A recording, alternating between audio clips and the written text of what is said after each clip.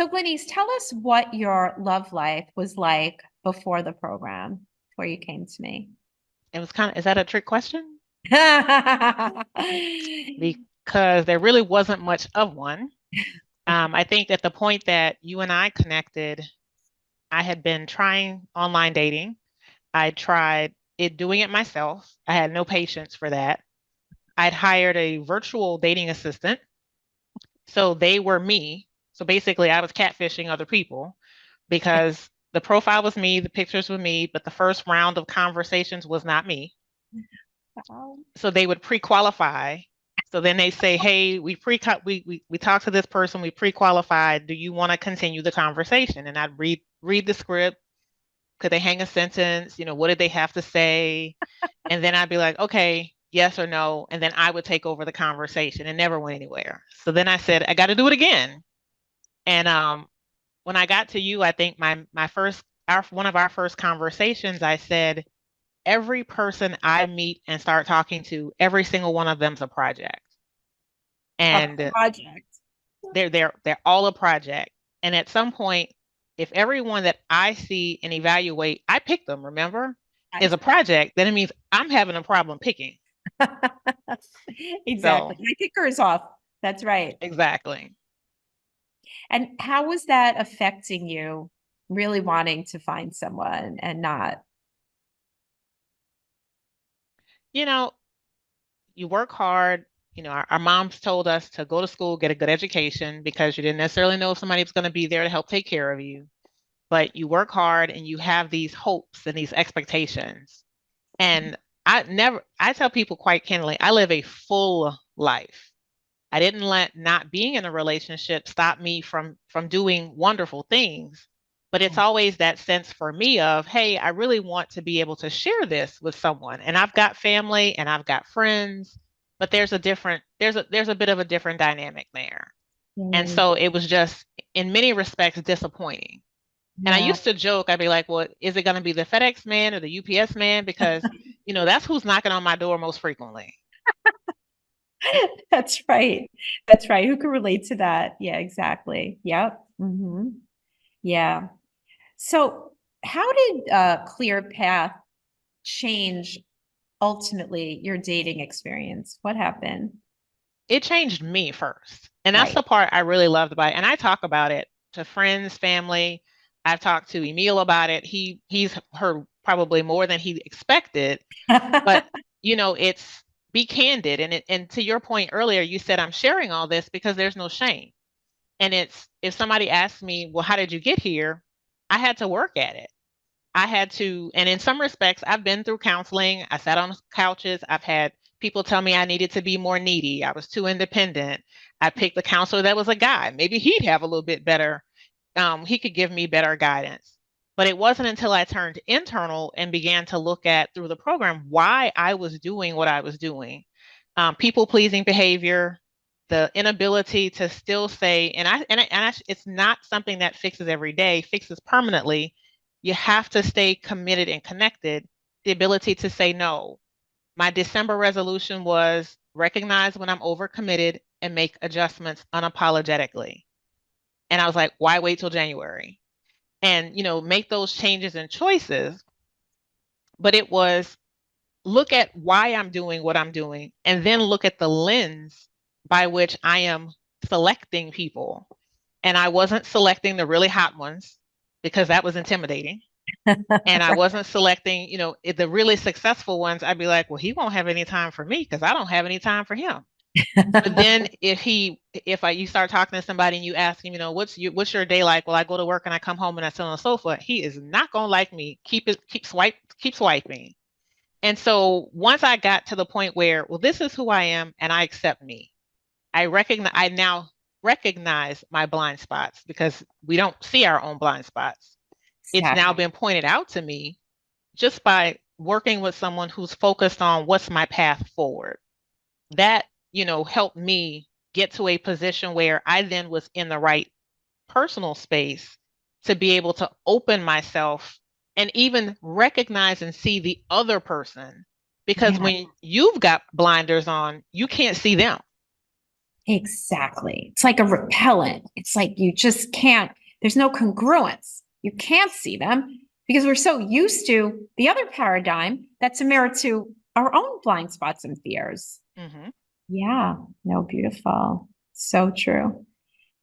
And so tell us what happened. In- So, and I'm not the easiest one. I'm tremendously corporate in my persona. And we joked about this because he's like, "Are you like this all the time?" Yes. yes. You just need to work with it. This is And me. so Barry knows that I work a lot and I volunteer a lot. I should be getting paid for some of this volunteer work. And I continue to make adjustments. I did resign. I did not stand for reelection. So I started Oh, pulling yeah. away. And if it didn't do anything else for me, it got me to Emil. Yay. So And tell us about so Neil. Tell us so about him. I was looking for a professional photographer for an event that I was hosting. And so I'd gone through a couple of different people and I finally asked somebody and said, "Hey, I need a referral." So they referred me to this, they sent me to this Instagram post and I looked at the picture and I'm thinking, I know this guy. Don't I know this guy? And so the lady was like, "Oh, I don't think so." She told me how she knew of him. And I was thinking, I know this guy.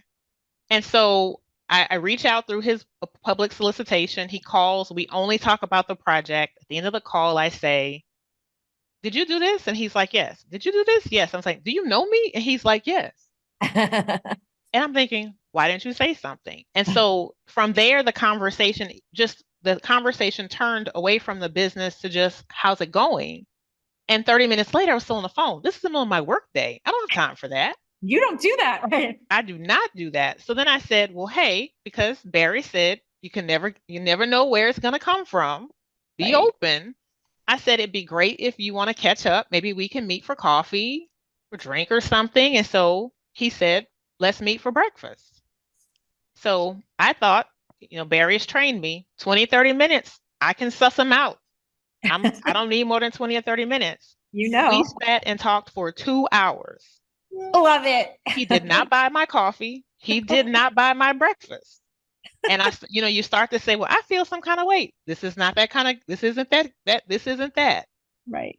2 hours. And we just we both went back into our business only modes. When my event was over, I was the treasurer. Wrote him his check, president signed, said thank you so much for your help. He moved into a different room to break his stuff down.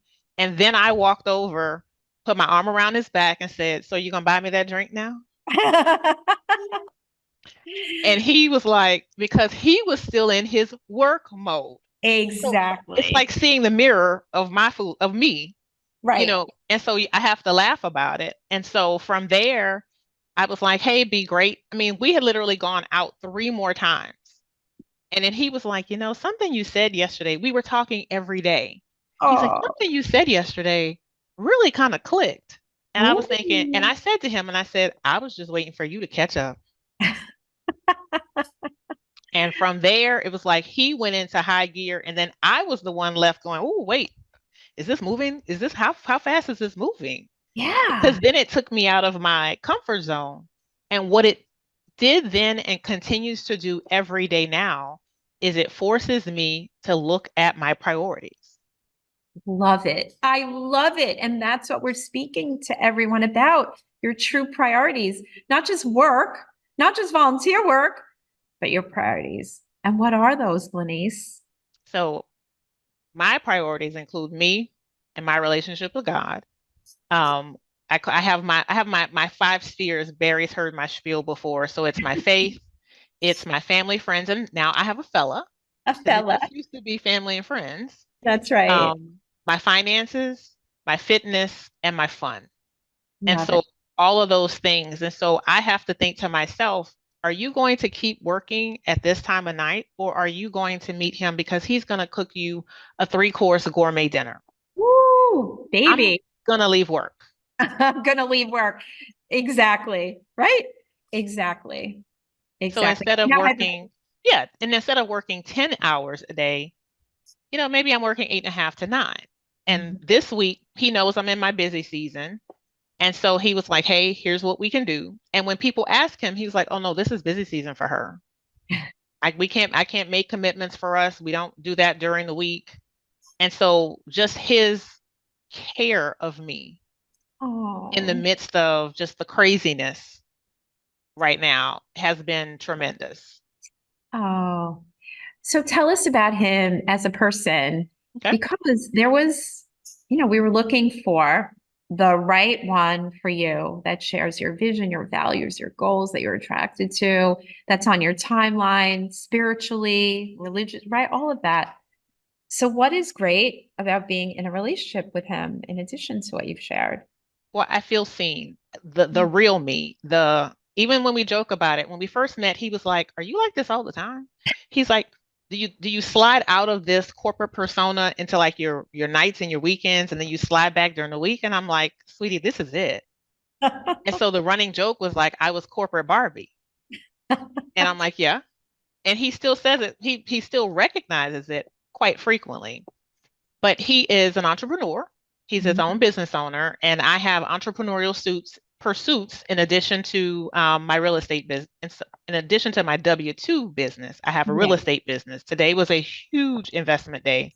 Ooh, Oh, um, but he's self-aware. So I have my triggers, which are, I'm committed to my health and my fitness and longevity. I've already lost a parent. I've seen the health travails. And so when we met without me prompting, he started talking about health and fitness. love it. And then we talked about, just different ideas. And so we are technically, actually, we started our publishing business. I said, I always wanted to be an editor.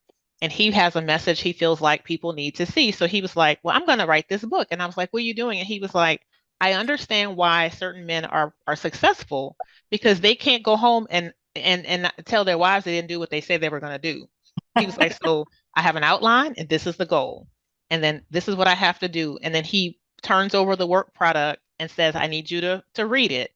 So first pass, and so I asked, are you ready for copy editing? Or are you ready for me to do that? And he's like, not quite. And so, working through that, and I pitch business ideas for him, and it opens things up for him that he didn't have. And for me, he's helping me to see my world differently, how I present differently, how I move. He did not have an ideal childhood. We have spent a lot of time talking about both of our backgrounds. And for him seeing me interact with my family and being brought into the fold has Mhm. been like pivotal. But because I asked enough questions, Right. I said to my mom yesterday, I recognize the things I take for granted that are new to him, new for him. And Yes. so, he's patient. He's not, I'm the animated one. Um, he has great ideas. And sometimes I'm like, okay, so how are we going to prioritize them? What's going to be first? um, and how to bring them to fruition. But he sees and hears and appreciates me. There are some things that I'm more interested in than he is. Um, he says he feels like, in some respects, I'm fearless because I will say to him, this is what I need. I love it. And that then gives him what he needs to be able to make a decision or to know how to support me or respond to me. And Mm, um and we both said, and I actually asked him, I said, you think if we had met again 10 years ago, this would have worked? And he was like, absolutely not. absolutely not. Right. Because look at who you've become, right? We have a So, lot of messaging oh, from childhood. You don't need a man, the things we've seen growing up. Exactly. That really affects us. Right. Yeah. So how does that feel to be so seen and to be so involved in doing all these things together? Business, love. absolutely great because and one of the things I said to him early on was, this is me. I have to give you the real me. I can't give you the representative. So there are the days I'm going to be OCD. Right. You wash clothes, there's a stack of stuff on your sofa. First time I went to his house, I said the Lord had prepared me to understand that because he was more creative than I was, he was probably gonna be messy. Right. Oh my gosh. And I was like, oh, this is not your house. And so it was interesting because over the next several weeks, I might ask, hey, what'd you do today? And then I asked, when are you going to fix that? Because I just couldn't help being me. And Right. one day I said, do you need help? And he was like, no, I got it. And then when I showed up and it was all done, I was like, oh, but he's in my house and he's like, you clean up while you cook. Yeah. Yes. Yeah. Yes. And so it's like you've got to give them the whole person. You've got to give them you're good, you're bad, you're sometimes strange. Because if you're not doing that, you're not being authentic to yourself and you're not giving him a chance to really understand and embrace it or help you all as a couple decide whether this is the right path for you. And he's given me, hey, this is something that concerns me or I'm sensitive about this. And so because he was willing to share that with me, I respect that. Yes, totally.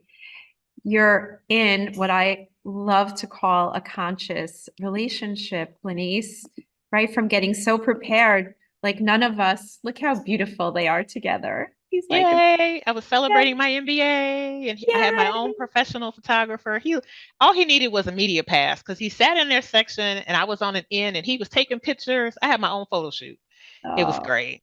I love that. And you did the work. You really did. When we come from childhoods where there's no dad or we get messaging, you don't need a man, just be successful, we pay the price. But as we discussed today and over our time together, that it's a learnable skill. And you could see that Glenniece is a make it happen, multi-dimensional, really smart, knows what she's investing in kind of woman. But now she has a man to share her life with, to be seen. I love that.